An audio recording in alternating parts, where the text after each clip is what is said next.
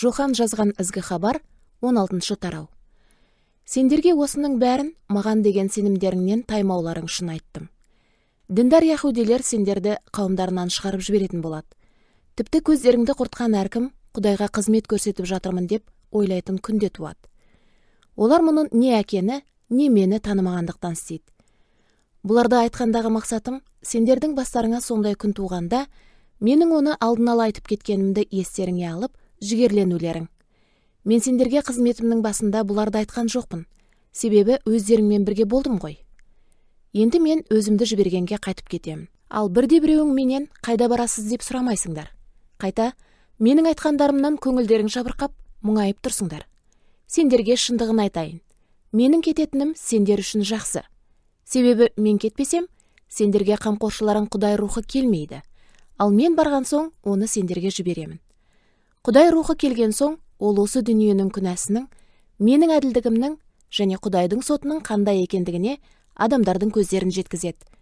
Олардың күнәсі маған сенбейтіндіктері. Әділдігімнің дәлелі менің әкеге баратыным және сендердің бұдан былай мені көрмейтіндіктерің. Ал сот осы күнәкар дүниенің әміршісінің, яғни әзәзіл шайтанның сотталғандығы. Сендерге айтарым әлі де көп. Бірақ қазір оның бәрін тыңдауға төзімдерің жете қоймас. Алайда шындықты білдіретін Құдай рухы келгеннен кейін, сендерді бар шындыққа жеткізеді. Себебі ол өзінен шыққан сөзді емес, көктегі әкемнен естігенін айтады, және болашақта не болатынын сендерге хабарлайды. Құдай рухы менің ұлылығымды көрсетеді. Себебі ол менен қабылдаған хабарларды сендерге жеткізбек. Әкем дегеннің бәрі менікі де. Сондықтан да ол менен қабылдаған хабарларды сендерге жеткізбек дедім. Біраз уақыттан кейін мені көрмейсіңдер. Тағы біраздан кейін мені қайта көресіңдер, деді Иса. Сонда кейбір шәкірттері өзара сөйлесіп, ол бізге біраз уақыттан кейін мені көрмейсіңдер, тағы біраздан кейін мені қайта көресіңдер дегенде не айтқысы келеді?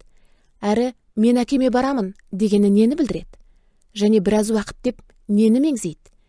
Біз оның не туралы айтып тұрғанын түсінбейміз десті. Иса олардың осы туралы өзінен сұрағылары келгенін біліп, былай деді.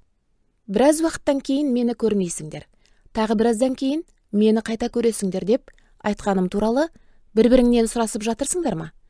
Сендерге өте маңызды шындықты айтайын. Сендер жылап, жоқтау айтатын боласыңдар. Ал күнәкар дүние қуанатын болады.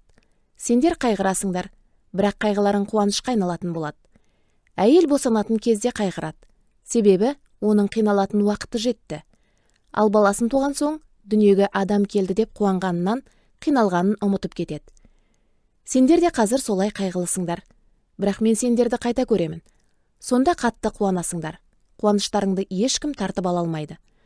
Сол кезде менен бір нәрсе сұрауларыңның қажеті болмайды. Сендерге өте маңызды шындықты айтамын. Әкеден менің атымнан не сұрасаңдар, ол соны береді. Бұған дейін менің атымнан еш нәрседе сұраған жоқсыңдар.